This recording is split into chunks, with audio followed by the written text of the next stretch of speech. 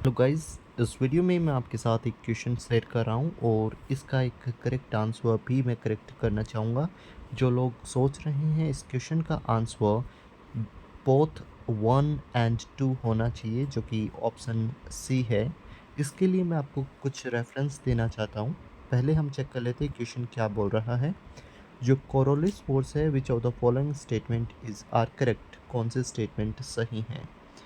It increases with increase in wind velocity. जो Coriolis force होता है वो विंड वेलोसिटी के साथ इंक्रीज होता है, ये कह रहा है। एंड सेकंड कह रहा है कि it is maximum at the poles and is absent at the equator. ये आपकी एनसीईआरटी की लाइन है, तो ये करेक्ट लाइन है। अभी हम चेक करते हैं कैसे। तो सबसे पहले जो आप ये जान लीजिए कि किसके कारण जो विंड की जो वेलोसिटी है वो अफेक्ट होती है। The horizontal wind near the earth surface respond to the combined effect of three forces. उसमें तीन फोर्सेस के कारण वो एक रिस्पॉन्स करती है। जो सरफेस पे विंड होती है, प्रेशर ग्रेडियंट फोर्स, जो आपका प्रेशर डिफरेंस होता है उसे प्रेशर ग्रेडियंट फोर्स बोला गया है।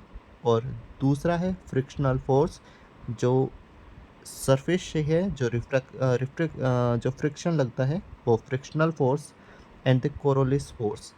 और एक एडिशनल है ग्रेविटेशनल फोर्स, जो कि डाउनवर्ड लग रहा है, तो वो इसकी डायरेक्शन को चेंज करता है।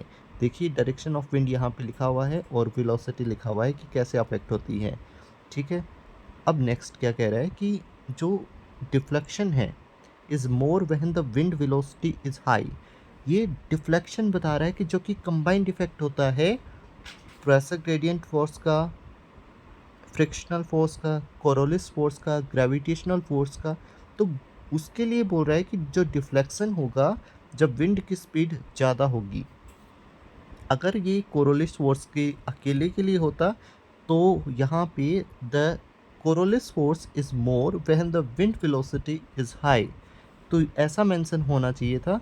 और सेकंड रीज़न आप इसके लिए ये भी ले सकते हो, जैसे कि आप जानते हो यहाँ पे एक ये बात लिखी हुई है कि the Coriolis force is directly proportional to the angle of latitude. और ये मैक्सिमम होता है at the pole and absent होता है इक्वेटर पे।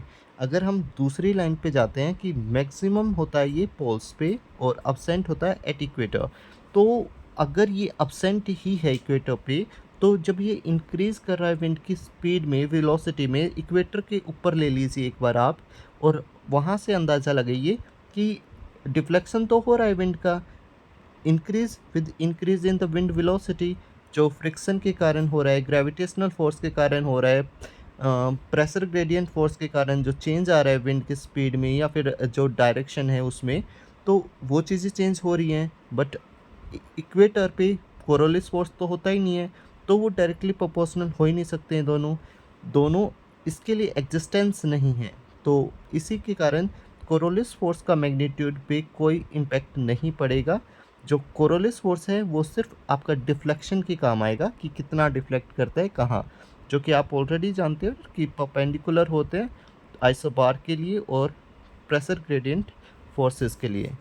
तो आई थिंक इसका जो आंसर होना चाहिए that is the second only, that is the option correct is B.